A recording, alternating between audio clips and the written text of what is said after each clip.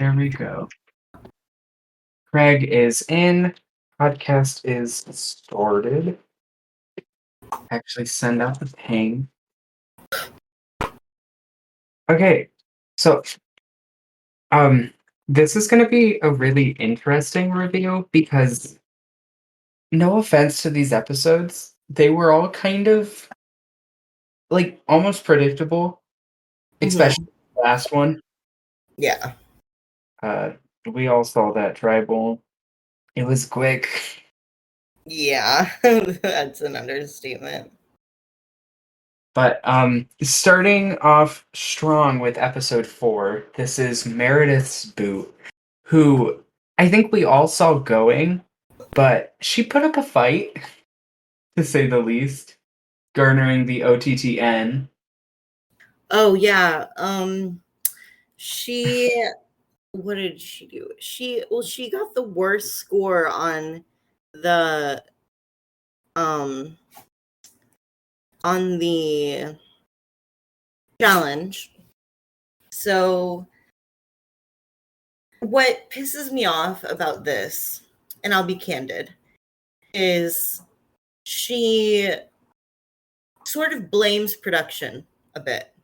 In her, because we ask the castaways to do a feedback form whenever they leave, right? And sorry, hang on, I'm yawning. Okay. And in it, she says that we should ask about disabilities. And we do whenever people apply for the show. We ask if they need accommodations. I'm sorry that we don't outright say, do you have a disability and what challenges can you not participate in? But yeah, she's basically said it was our fault. So I disagreed with that. Yeah. But hey, at least we got kind of like the late game scramble from her. Too little, too late kind of thing, which is always my favorite as like a spectator, is to see these nearly invis characters have at least some kind of shining moment before they go out. So at least there's like something you can talk about there. Yeah. Yeah, it was definitely interesting to watch. I think, I don't know, it almost pisses me off. Like, wow, I just keep talking about everything that pisses me off. But like, because it's like, where was this during the season? You know what I mean? Like, and what would have happened if you stayed? Would you have continued to be an inactive flop? You know what I mean? Exactly. Probably. Because this is what happens whenever you play 15 orgs at once. But maybe I'm being too hard on her. I don't know. But like, it's just, yeah, for me, it's just like, yeah, it's like fun to watch the scrambling, but it's also like disheartening because it's like, you could have been giving all your all like this entire time and you wouldn't be in this situation. So I don't feel bad for you in the slightest. Exactly. And then outside of Meredith, I would say the Med-Consla tribe is kind of quiet through it all. I mean, there's the whole Gills for Sale alliance that got made, but it really never got used. But on the Alskar tribe, we kind of see dynamics from their early tribals starting to like really develop because you see the continuation of like J-Ro really falling down in the rankings. Like J-Ro is at the bottom in episode 4 of the tribe. And I love J-Ro, but I don't think he knows it.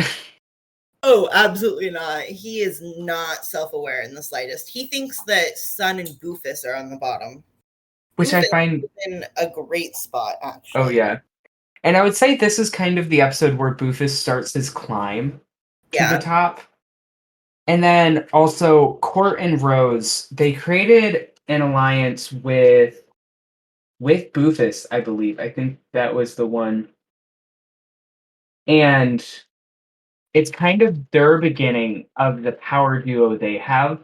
I really think they're kind of the duo that controls the tribe or is like seen as like the biggest connection.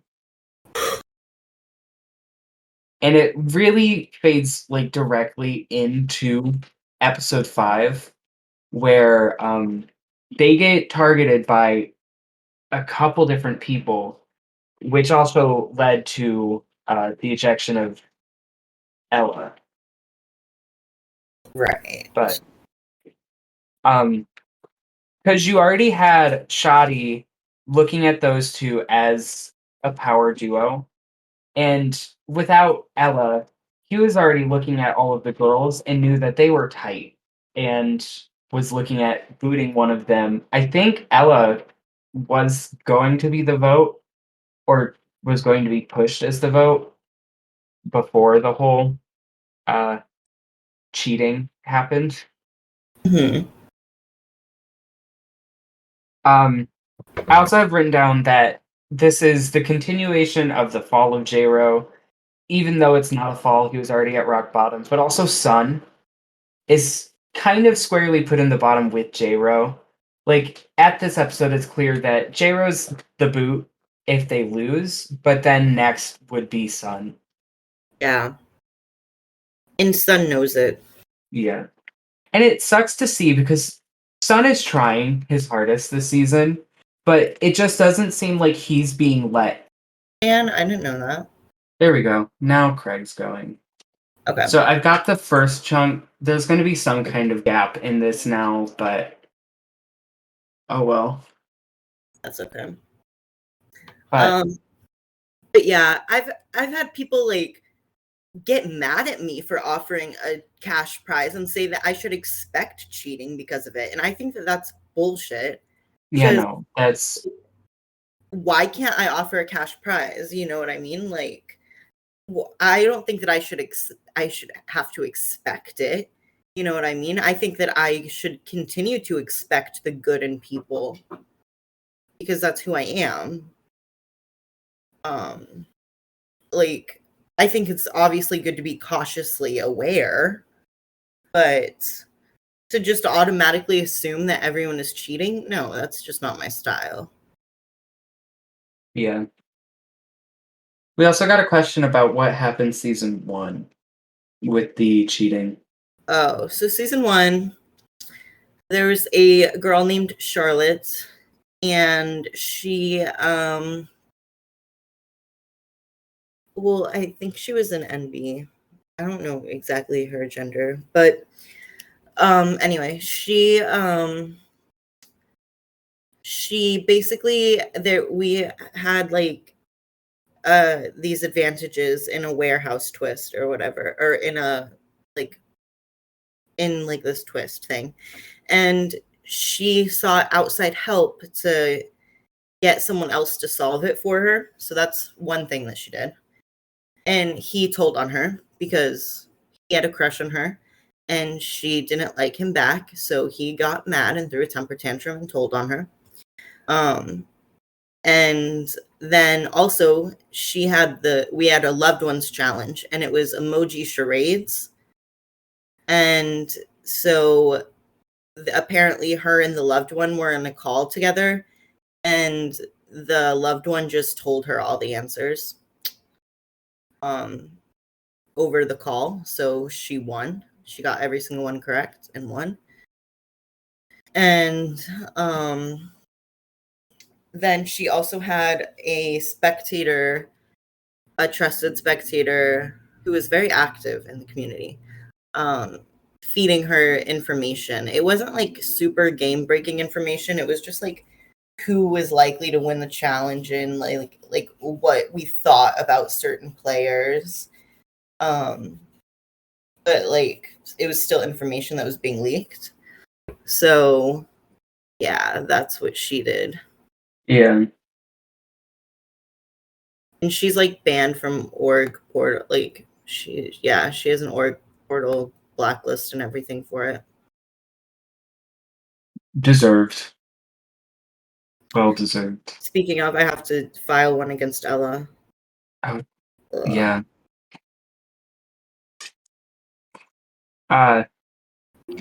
So back to episode 5. Actually, no. I think everything's been covered. Again, Boothis creeping up in power. That's really the arc of the past episodes is we kind of see the growth of Boothis as a player. I think he's really starting to come into his own. Because I know at the beginning of the season, he played very much like a newbie, and everyone knew it. But now I think he's becoming privy to how people perceive him a little more, and definitely playing far better than when he first started. Oh And yeah, I'm so happy about it because Boofus is a great character. So he's hilarious to watch. finally seeing him like get a footing and come into his own makes me very happy. Well, because he says shit like he'll be in an alliance chat and be like, "BRB, I have to pee," and then go in his confessionals and be like, "I don't have to pee." That shit's so funny. Like he lies just to lie. Like I think that he could be a villain. I can definitely see him being the season's villain. And those are He, some of my favorite players, the ones who just lie for fun. yeah. I just he like he this happened in a like last episode, I think, so it's a little off topic, but he literally said like that he knows the answers to things that he asks questions about, and he pretends to be stupid because I like he asked, it was in a challenge chat, so like the viewers don't know, but he asked like they played Guess Who, right? And like for the last challenge, and they were, it was hours after they had chosen their person, and he had said something like, "Oh, are we choosing our person?"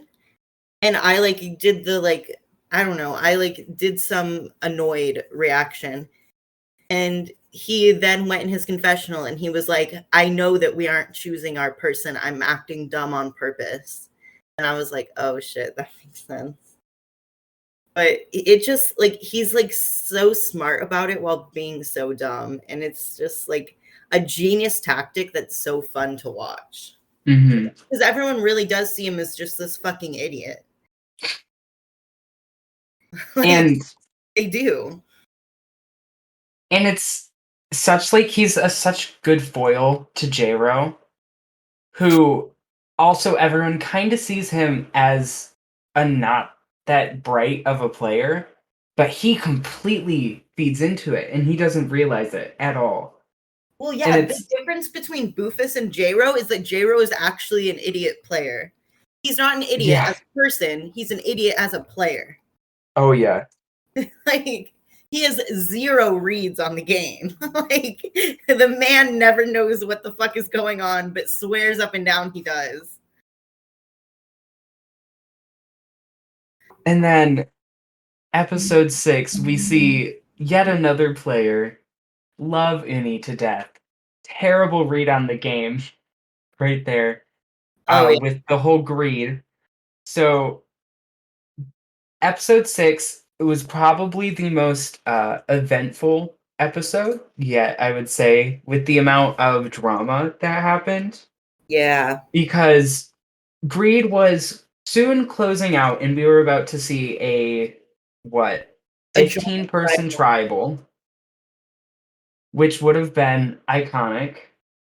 But Uni comes in and decides that things are a little too quiet, things are a little too boring, and it's time to shake up the game. And she takes greed, which sends the Medkanza tribe into a spiral, especially Archer. And we see Archer do what we originally thought would be the death of him, but Mhm. has actually worked out really well for him, which is completely go off the rails on Uni, Mhm.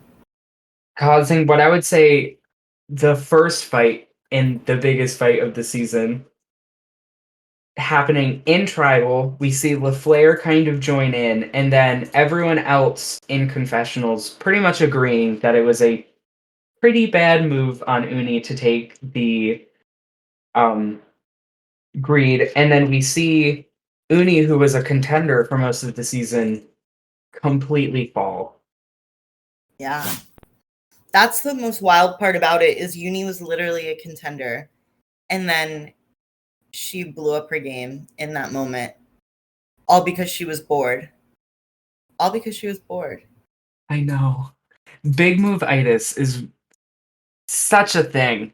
Some people like talk about it and say like it's not, but it definitely is. Some people just get hit with it and it just sinks games so quick. I was bored. Yeah, I think what really hurt her is she tried to blame it on Archer and like being paranoid. Mm-hmm. She because she went back and forth between saying, well, I just wanted to make a move, and saying that it was Archer's fault. And and then they clocked her on that and they were like, well, you're not being consistent. Like nothing you're saying is adding up. And then she finally just came clean and was like, I'm just being the villain. And if you want me to be the villain, I'll be the villain. Mm-hmm. As quoted in Euphoria. And yeah, it just did not work out for her. And so like what we see happen is Ian got caught in the crossfire, and they thought that he was super alive. This shows how much power Archer has in the game, which he should probably be thrown back up on contenders list coming up soon. But because everyone like Uni goes fucking crazy, okay? Now, Mm-hmm. Uni, I'm not calling you fucking crazy, but I'm saying that you went fucking crazy, okay, girl? And you were like, it's a unanimous vote on Mike. Who cares? Oh my God. Oh my God. And then he's like, oh, good to know. Because Mike had no idea. Like, Mike did not know that he was the vote at all, because Mike has no awareness because he's in an active flop. And then everyone is like, well, you know what? Fine. Fuck that. We're not going to vote Mike. And Archer is like, I am digging into these people. It's like I'm watching the real show. And like, sorry, I got distracted. What was I saying? You were on Ian getting hit in the crossfire, Mike kind of being in an active flop. Oh yeah. Yeah, because Archer is then like, well, let's not do Mike. Let's hurt Uni because we can't get to Uni this round. So let's show her, let's scare her, and let's get her ally out to be like, fine, you fucked with us, then we're going to fuck with you back, and then we're going to take you out next round. It doesn't matter. And you're also going to hurt one of your allies in the process because of this move. And that's exactly what they did. They fucked Ian over. And the thing is, Ian wasn't even close to Uni. Ian was willing to vote Uni out. Ian thought that the greed move was stupid, thought that it was selfish. Like, Ian wanted to vote Uni.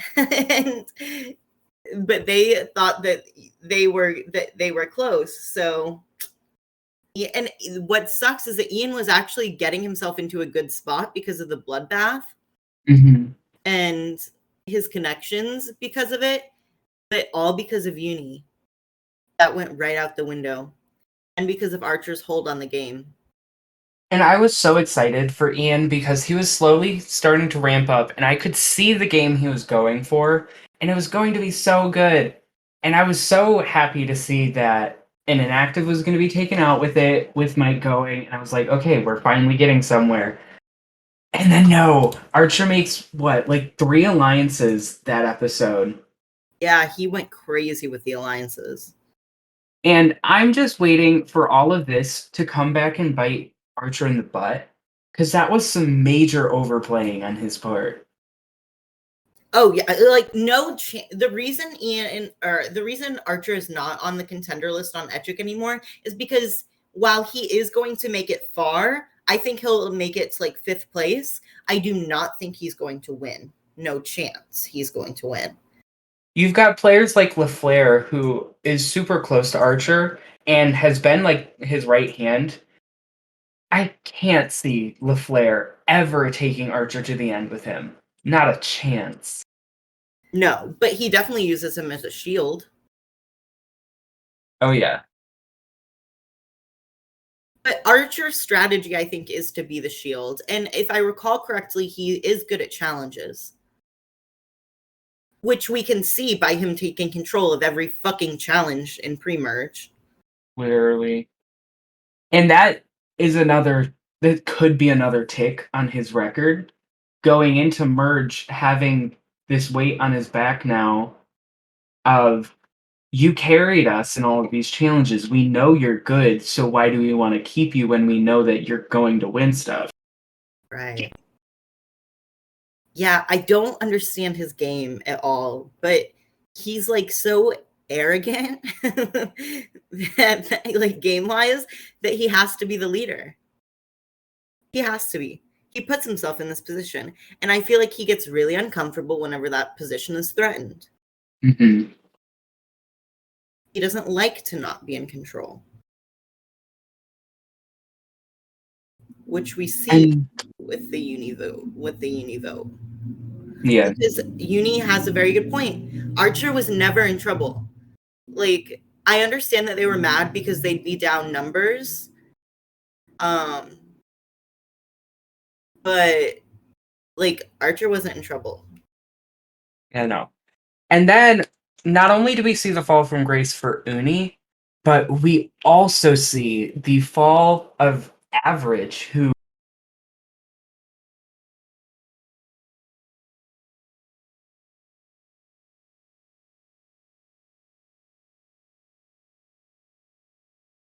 was and has now gained the title of Leaky Envy, which I personally love because same.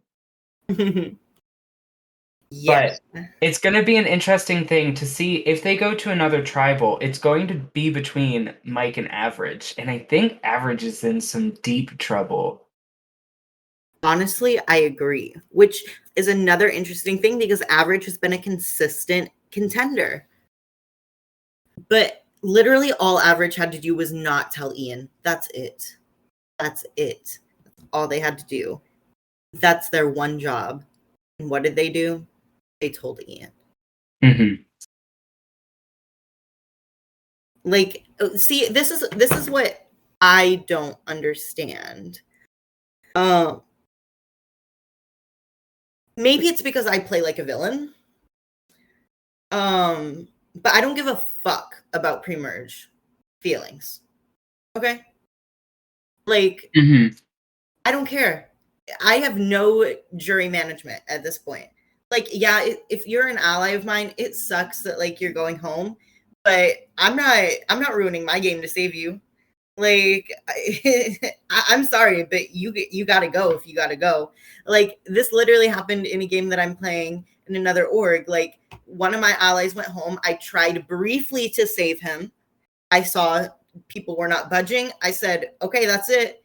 And I did leak to him, but once I like gave him hope that I would like save him, and once I realized that no one was going to budge, I did not tell him that people were not going to budge. I let him have that false security because once I told him again, it has the potential to come back on me. And also, like, Mm-hmm. people, I just saw it in, sorry, here are some David versus Goliath spoilers, but I just saw in David versus Goliath, the show,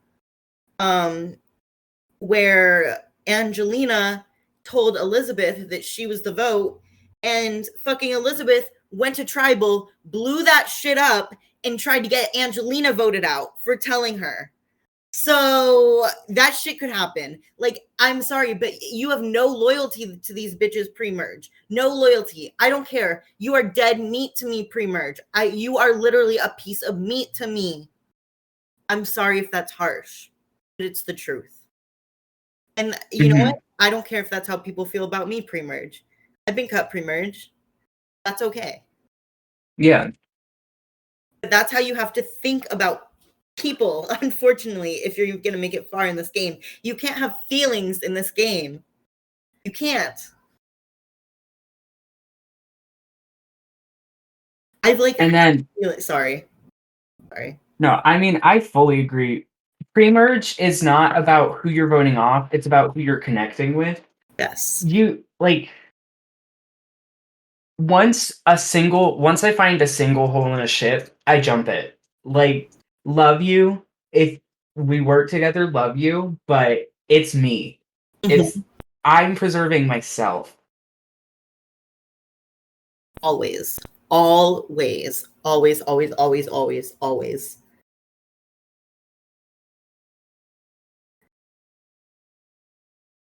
So honestly, at the end of the day, I think if they go back to tribal, it might be average going, because I'm not going to say when merges, but we're at final 13. Like, it's coming up soon.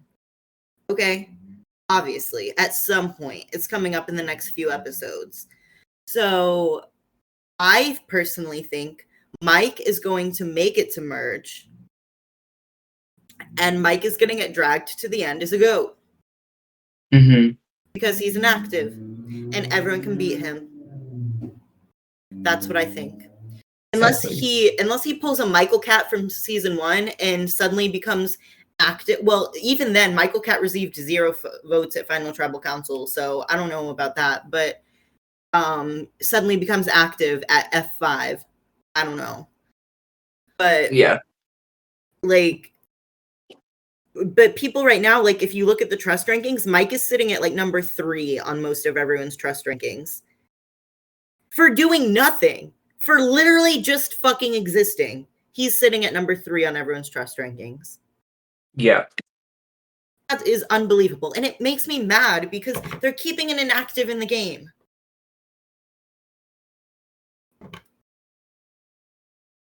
Like, yeah. I know Average didn't update their confessional like this episode, but like, Average usually provides great confessionals, like is usually on top of things. Like, Uni, okay, like there was no saving Uni. Like, there was no chance Uni was gonna stay. But like, come on, like, Uni over Mike. I'm sorry. Like, love Mike. I fought to have him cast, but he's not providing the entertainment value right now. So why would I want him in the game? And this episode in total, episode 7, it barely snuck its way in, but that tribal just went by like a flash. Nothing really happened. All we see is Uni get her 2-episode arc of causing chaos and then immediately being taken out for it. Yeah. And we see someone like Mike continue to stay in this game, which just annoys me to no ends, and it sucks. Something that I do want to address while we're here, and I don't know, I just feel like we always have to bring up some deep topic while we're at every podcast, you know what I mean? Something that I saw that I really hated was how people treated Uni. Specifically LaFleur's loved one, and Archer. And some people have said excuse Archer because he has like ODD, and I can definitely give him a pass to some extent. But whenever you continue to do it after you've been told to stop doing it, I really have an issue with that. Because at that point, like, you're being made aware of your actions. That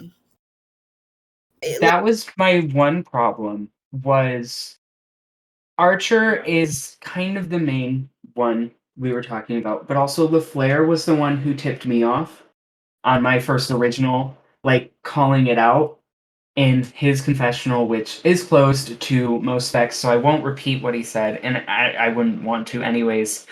But after that call was made, I was a little taken aback when both of them immediately assumed no responsibility for the things they said. And most people did just completely disregard what was said. And it was very disheartening because this is just an online game. Like, I get there's $100 on the line, and I get that it's a social game that causes a lot of like emotional distress at times, but it never warrants that kind of like talking and behavior. Like, what I find really interesting about the response to, so, and maybe this is a flaw on my part as an executive host. Maybe I should have talked to them individually, but I thought that a blanket statement would be fine, instead of talking to them individually. So I just issued that blanket statement that you see in Tree Mail, telling them to grow up, which honestly was a little childish of me, but you know how I can get. So yeah. And so what's interesting to me about that is that the ones who it was directed towards were like, oh, well, that's not about me. And the ones who it wasn't directed towards were like, did I do something wrong? That's Mhm. what I noticed. So I don't know, we've had so many disciplinary problems this season. Yeah. It's something that, like, I hate it, and it really does weigh down on my outlook of this season as a whole Agreed. because of it, and I really hope that once merge hits or within the next few votes, people can really start getting their shit together and make this season what it truly can be, which is completely amazing, but it just doesn't seem like it's going there, which sucks to see. Well, it makes me fucking scared for merge, because merge is whenever things get more intense.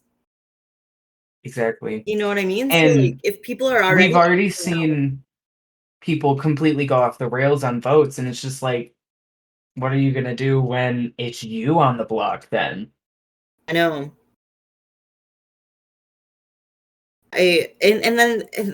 Also the issue is if you say something like issuing that statement then made the Alsgar tribe start talking and gossiping.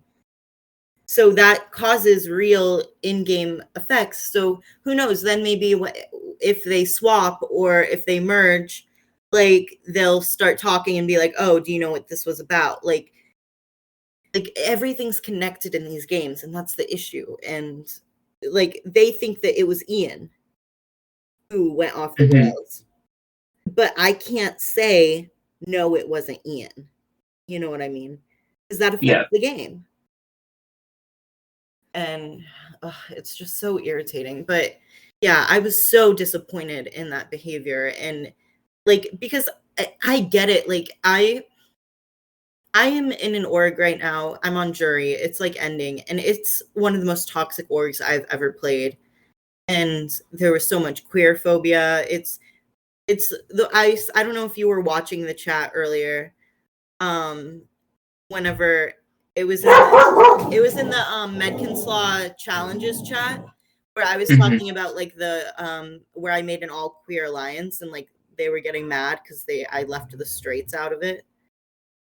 Um Charlotte, I'll answer that in a second. But yeah, so it's like just super toxic, and an alumni from this org is playing in it, and he has said that like I need to be blacklisted because I have no morals and I'm a shame to the org community because I'm just such this terrible person and whatever. And like I'll admit like I was a little bit of a bully in that org. So I'm not trying to be hypocritical, but I think that it's because I was like surrounded by other people being mean. Like in my confessionals, I literally said like the worst part of this season is just how mean everyone is, like how personally mean everyone is, and it's like bringing out the worst in me, because I, like, as a neurodivergent person, oh god, I sound like I'm a Twitter person, but as a neurodivergent person, I tend to like mirror those around me, and especially in a social game like this, where I like manipulate people, quite frankly, like I'm gonna mirror them. So if someone's like being a bully, and that like everyone's being a bully, I feel like I have to, or else I'm the odd one out. So anyway, that's like been my experience there, but that's just reflective of here. And in that org, nothing got called out. So I feel like we're doing the right thing. And I feel like we're on top of things here, and I'm proud of my hosting team for that. And I feel like we did everything we could, although that's up to Uni to tell us if we did everything we could, because she was the victim of all the, quite frankly, almost verbal abuse it toyed the line of. Yeah, so I just hope that she is okay after experiencing all of that. And she's typing now, so.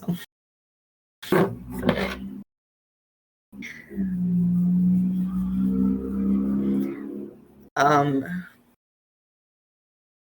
right, good, Uni. Just real quick to reply to Charlotte, Clara is doing, I don't know if you mean on a game-wise or on a personal level.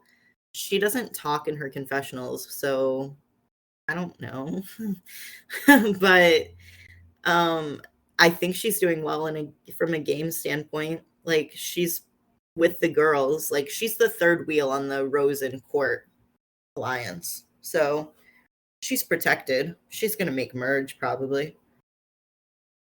I could see her winning potentially, or at least coming in second. Yeah. Getting like 1 or 2 votes. Yeah. If she becomes a little more active and possibly makes the move to cut one of Rose or Court, I think she's got a pretty solid game under her feet. Yeah. I agree. But I mean, it makes sense why she wouldn't make that move right now. Oh yeah. No, not now. Because then you're putting yourself in an obvious duo and without numbers. Mm-hmm. Oh, I guess going back to like, oh, what the heck is J-Ro on with the literally 4 over the top negative in a row? That's just fucking J-Ro. J-Ro is on another level. He's like, he gets a negative edgic because, not because he's negative, but because everyone talks negatively about him. Like, yeah, that's why he gets negative. And over the top because he's just so wrong with his reads. Like, he always has a plan. He always has some sort of plan. Like this over the top plan that usually doesn't happen. He always has one. And so yeah, that's why he always gets over the top negative, because for some reason that's just always what happens, and it just never goes through. And he's always like leaking something to somebody. How were these past episodes for him though? What did he do? The past 2 episodes, we really haven't seen much from J-Ro, I would say. Yeah, so maybe the over the top negative weren't like, oh, I don't even know what his past edgics have been for the past 2 episodes. I know most everyone got middle of the road this episode just because of how short it ended up being. Oh, he's gotten middle of the road the past 2 episodes. So I think he's kind of like simmered down, but I think once the tribal starts back up, we're gonna get right back into the OTTN. Oh yeah, absolutely. Because I mean, he's been like, I mean, I guess like these past few episodes, I don't know if this is true or not, but the last that I've seen from him is that he was trying to plot a blindside against Rose. Yeah. I think it was Rose. He wanted to team up with Ella, Sun, and Shoddy to take out Rose. Yeah. That's the Oh one. yeah, our 3 in a row OTTNNs. Yeah. Because we had Kode, who was removed, Yep. and then we had Meredith, who went off the rails on her elimination. Yeah. And then we had Ella, who was also removed because of outside circumstances. So it's like, I'm happy that Uni didn't go out OTTNN. Yeah. Uni's just OTTN, right? I think Uni got CPN. That should not be right. Or, let's see. I know Uni had OTTN last episode. This Oh, this episode, episode, you're right. She might not have been OTTN this episode. I don't think anyone was really OTT this episode. No one had the time to be. Yeah.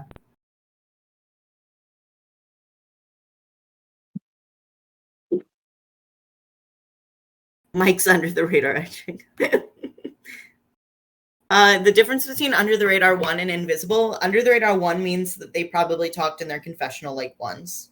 Well, we require them to talk in it twice or we strike them. So they talked in it twice. Yeah. Invisible means they didn't talk at all. We did not strike them for not talking in it this round, though, because it ended so quickly. So they didn't have the full time to talk. And that just didn't seem fair. Yeah. And Mike, surprisingly, is starting to talk more. I think it woke him up that he was on the bottom. Because he genuinely didn't know. He had no idea that he was in such a terrible position. And you could see that from his very limited confessionals. He'd be like, I don't think I'm in a bad spot. Meanwhile, everyone's like, Mike is at the last of my trust rankings because he doesn't talk to me. But Ian wasn't like much further up. Ian was always like second to last. I don't know. I think it's gonna be very interesting to see what happens next. I'm not gonna best boot so far. What this season?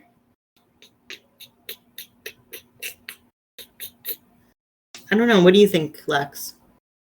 Best boot this season? Yeah.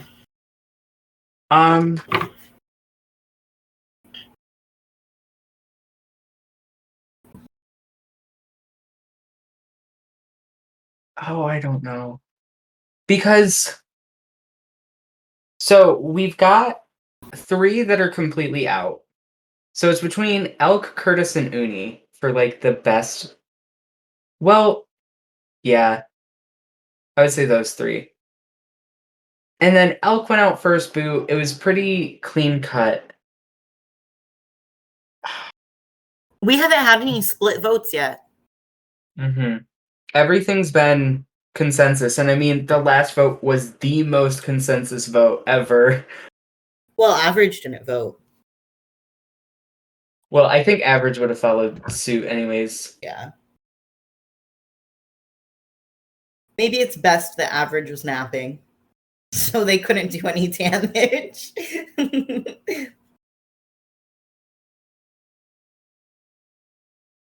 Honestly, best boot I think would have been Meredith's. Was entertaining, even though she got herself an OTTNN. It was fun to watch. Is that bad to say? I don't know. No, I mean, I think I would agree. I think that was the most entertaining vote off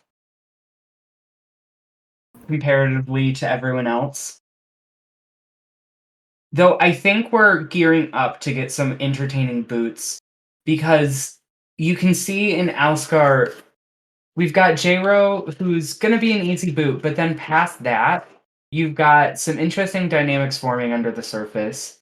And then Medconzla, there's no easy boot left except Mike, but honestly, I don't even know if they're going to vote off Mike, and Average is going to be one that does not go out easy. Right. right? And I do want to say with J-Ro, if he's not a blindside, if they don't blindside him, he is going to be entertaining as hell to watch because that man will do the most. He will he's the type to fake an idol on a back to basics season. Like he will literally try everything. But it would also be easy to blindside him, so I don't know.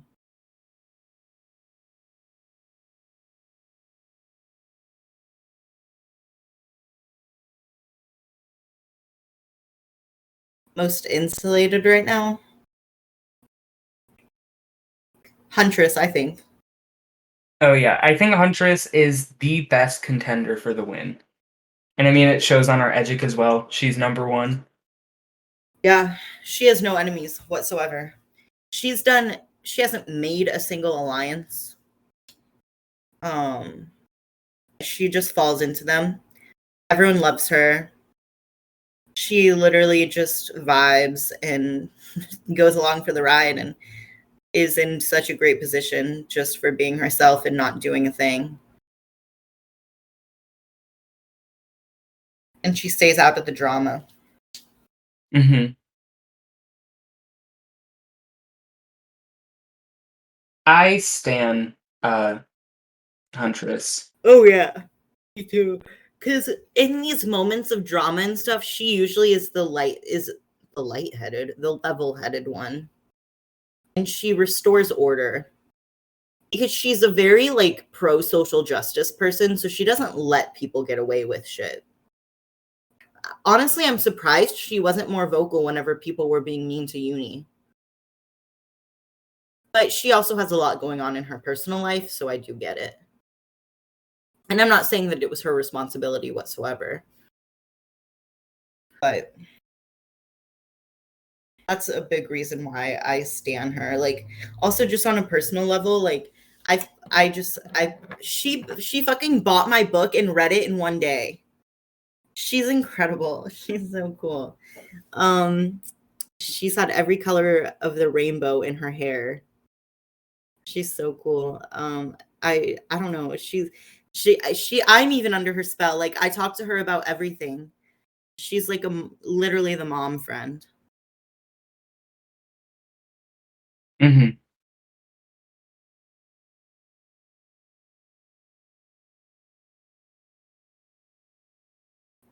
Do you guys want me to leak what the next challenge is? Ooh. So the next challenge is a repeat challenge. It is a challenge that we have done on Villainvivor before. It was featured on season 2, and it was really fun, I think. It is a blind maze challenge. So let me read you the description. For your F13 immunity challenge, you'll be completing a 10 by 10 blind maze created by the other tribe. You must have your maze submitted to the host within 12 hours of this challenge starting, or else the entire tribe will receive a strike. When you're ready to begin, ping the host and we'll monitor your path. Do A. stopwatch and then begin. The catch is that every time you hit a wall, you have to start over from the beginning. The tribe that completes the maze the fastest wins immunity. So that's what they'll be doing. And the trick is to do it in VC. Yes, this season is Blood versus Water. Which is what would have made the joint tribal at which is what would have made the joint tribal so fascinating. That Uni had to go and take breed. Claire's partner is Lex. Are you okay? Me? Yeah, there's so much feedback. You're getting feedback right now? I have headphones on. Not anymore. It's gone now. But yeah, it sounded like you were at an airport. Oh, jeez. Claire's partner is Huntress. They said that they have a mother-daughter relationship. The worst duo. No, I don't think that's mean. The worst duo who's still in the game would probably be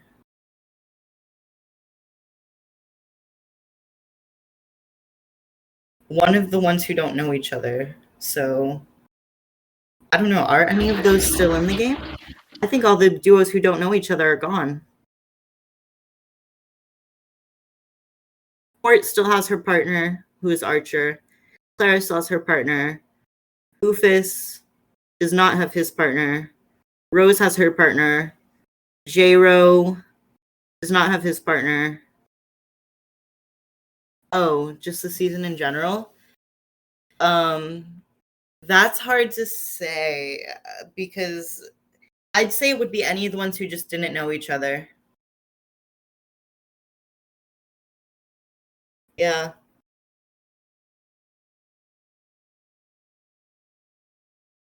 I wouldn't say Kode and J-Ro because J-Ro is great. I love watching J-Ro. And J-Ro as a person is really nice.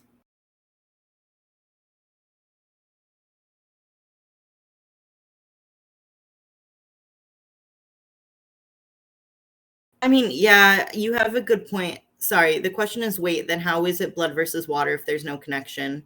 We allowed people to, we had like a section where people could like ask for like partners because, which I know I guess doesn't really make sense, but if they wanted to play the season, then like Boofus was, so the way we do things, I don't know if I should be saying this or not, but whatever, I am. If you get cast as an alternate, you are insta-casted into one of the next 2 seasons, whichever one you apply for, assuming that it's not a returnee season. So Boofus was an alternate for last season, which meant that he was insta-casted for this season, but he didn't have a partner to apply with. So, like, he had to use the find a partner system to play. Of course, he could have just played next season, but he wanted to play this season, so that's like a reason why. Mm-hmm. Do I know the theme for next season? Yes, and we actually just changed it. But I'm not going to tell you what it is. We're going to drop the next teaser for it whenever merge happens.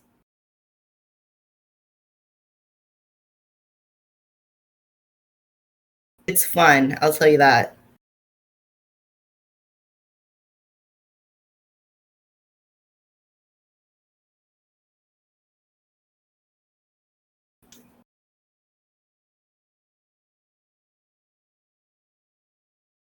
Is it Survivor Heroes versus Healers versus Hoes? Pody would be on the Hose tribe. I wish Pody was here to hear me say that.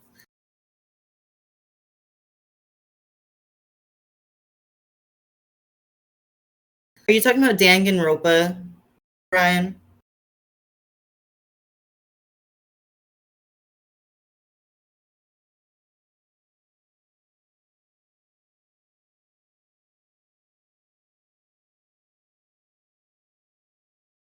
Not the awkward silence while we wait for the specs to type.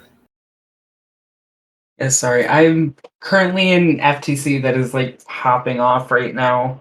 Oh, you're good. You're good. We can end the podcast here if you want. Yeah, I might do that. I can have this conversation with Charlotte in the in the spectator lounge. Trying to think of something to end on. Because we talked about Huntress completely being like the most insulated, which was the last thing I really wanted to mention for this. No, I'm just really excited for the next few votes. I think there's potential there. Potential for what? For some more interesting tribals. Yeah. Maybe something that isn't unanimous. I know. I'm sick of the Yunan. And honestly, I think that's kind of our fault for doing a back to basics season. Brian, I will, but I'm literally in the middle of a podcast right now. I don't know what you want from me. Yes, Charlotte, it is back to basics. There's no idols, no advantages, no anything. But yeah, so I don't know. I agree though. I want to see more gameplay. Like everyone talks about these plans, but no one's executing anything. Like it's just these same obvious boots back to back to back. Like let's oh, sorry. Let's do something. And then whenever we have someone like Uni who actually tries to do something, she gets voted out. Exactly. It's a stagnant game right now. Safe players wanting to keep a safe game. It's like a game full of elks. And of course, Stan Elk. I love Elk, but we all know how Elk was last season. So, yeah. Well, I think Charlotte said someone's gonna have to fuck everything up, and I fully think that's gonna be Boofus or J-Ro. Oh yes, I think if J-Ro catches wind, it's going to be J-Ro. Otherwise, it's Boofus. But Boofus is gonna do it and not get caught for it. I don't think. I think he's gonna be sly about it. Mm-hmm. Because I don't think people are gonna tell on Boofus. Like people would tell on J-Ro, but people I think would keep Boofus's secrets because sorry, I know you're trying to end this, but because he's playing the newbie card, I think that they want to protect him and let him get far in his first game. That they're like, oh well, let's let him get far, you know, let's help him. So I'm not gonna leak, or I'm gonna leak, but I'm not gonna mention his name. And he's using that. He is exploiting these bitches for their kindness. And that is why you always exploit new players first. Always exploit the new players. Manipulate them first. Always. Because you never know what they're doing. What do you mean? What do I mean? New players, like, so my strategy, I love playing with new players because what I do is yeah, literally I just use a new player as like an extra vote. Like I talk to them and I coddle them and I make them my best friend and I'm like I will teach you everything. Like I'm like I've played 26 games, like I will teach you everything that I know. Like I would rather see you win than me win, like really intense shit. And then they believe me and then I like push my ideas onto them and then I'm like, but this can be your move, like so you can take credit for it at the end. And then I slaughter them right before final tribal council. So I can take the credit for all the moves. Meanwhile, they did all the bidding and all the hard parts, so I didn't have to get blood on my hands. That's always been my plan, at least. I never make it that far, but that's how I plan to use them. Yeah, definitely not a boring cast. Just a slow start. Somehow, despite all the fucking pulls and shit. Anyway, yes, I think this is a good place to end it. Yeah. I think we have a lot of potential on our hands. It's just if the players take it. And I'm crossing my fingers they do. Yeah. And hopefully we get to come back next Friday with a much more positive podcast. I know, I feel like But we're we'll always see. negative. But yeah, I think that's the end for the podcast this week. I will try to get it up as soon as possible. And I'm sorry to the people watching on YouTube who got the little cutoff in the middle because of Craig being stupid. Fuck Craig. All my homies hate Craig. That's going to be the end. Fuck Craig. Bye, guys.